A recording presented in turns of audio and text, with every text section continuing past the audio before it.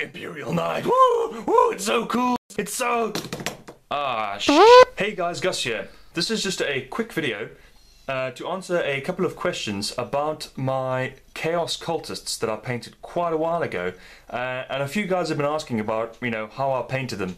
So I'm just going to go through some of the techniques that I used. It's not actually a tutorial per se, it's just explaining the way that I did things. Here are the dudes.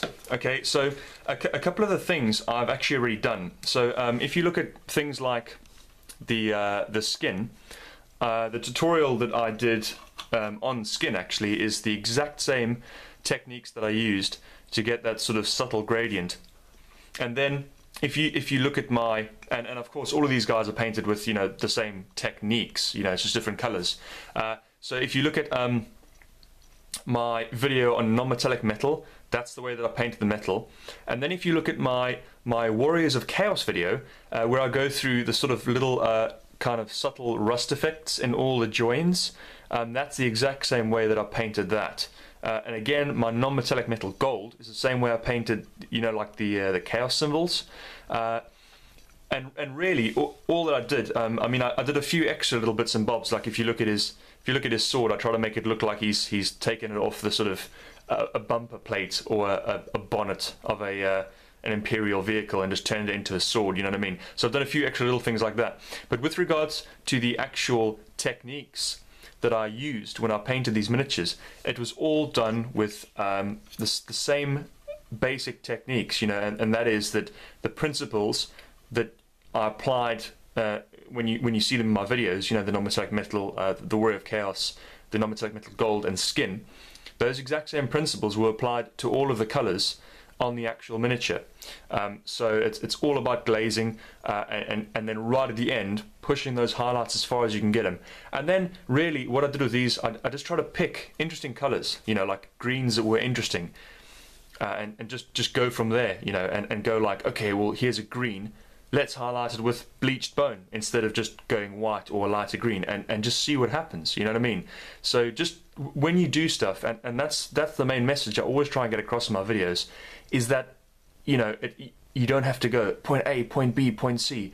You just have to know the basic principles of glazing, and then you just start experimenting with all sorts of colors, because it's all the same principles, and then you can start doing the really interesting artistic stuff because you've covered the basics. And then you can go, right, let's do the fun stuff. Let's start playing around with colors and just see what happens. And then the one thing that I haven't done a tutorial of is the sort of little vials. So we'll go back to the big flamer dude. He's my favorite. I mean, look how cool he is. Flamethrower. So yeah, if you look at the little sort of vial, that's one thing that I haven't covered.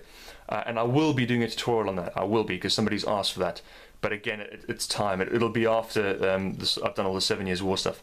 And the bases then, so the bases were done by layering 2 layers of cork on top of each other.